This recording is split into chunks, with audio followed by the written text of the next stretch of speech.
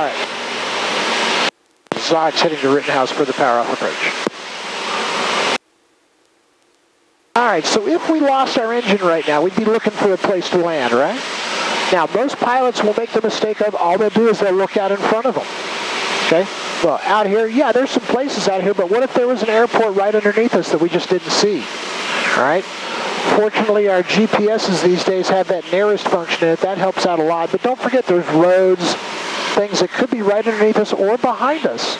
So if the engine quits, don't forget you've got possibilities potentially behind you.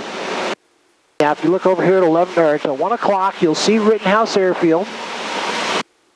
That disused airfield right down there on the ground, about a mile away. And so that's where we're going to go for our simulated approach. And so remember, we wanted to be at 3,500 feet for the extra at this airport, right? It's about 1,500 feet, and we are 2,000 feet to do our 360-degree turn. So if the engine quit, I went through my critical action procedures. So I went through my mixture and my fuel valve and my ignition and my boost pump, but the engine didn't keep working for me.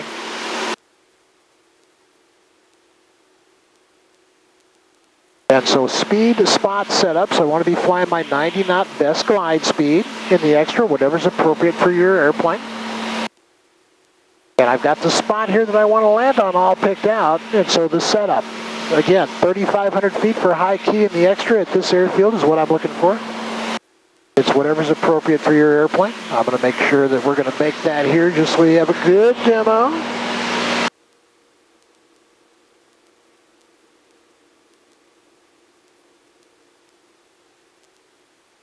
Zog's high key Rittenhouse.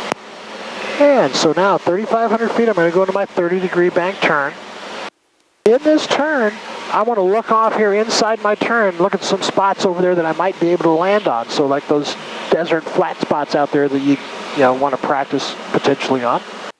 And I want to look back at my selected landing runway back here, this airfield or this road or whatever. I want to make sure it's something that I can indeed land on.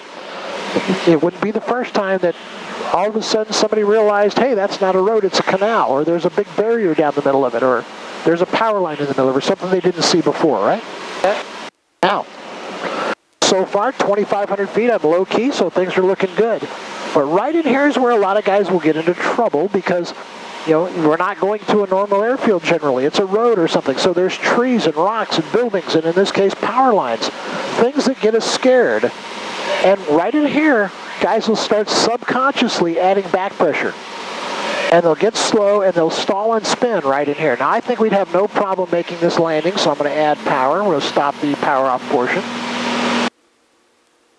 So does that make sense? Yep. All right. So I think I did one time like this. Okay, good. And now what we're going to do is simulate I've lost power on takeoff. I can't turn back, so I'm just going to push straight ahead. I look left, there's no place to land, so I look right, I would be slipping for that spot right there. Make sense? Yep. Yeah, that would be a good spot to land right there.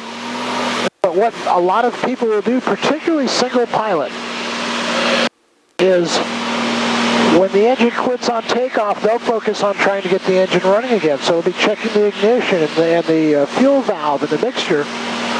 And they will forget to fly the airplane, and they'll stall and spin. They won't push. The airplane will stall, and they crash.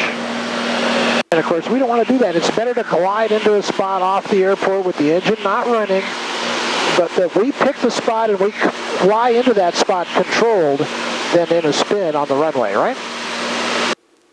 All right, Zog is RTD. 12's in use. Expect visual approach runway 128. No TAMS advisories. Taxiway Charlie closed. Use caution multiple cranes in the vicinity of the airport. VFR departures advise ground control direction of departure. Advise initial contact. You have ATIS information echo.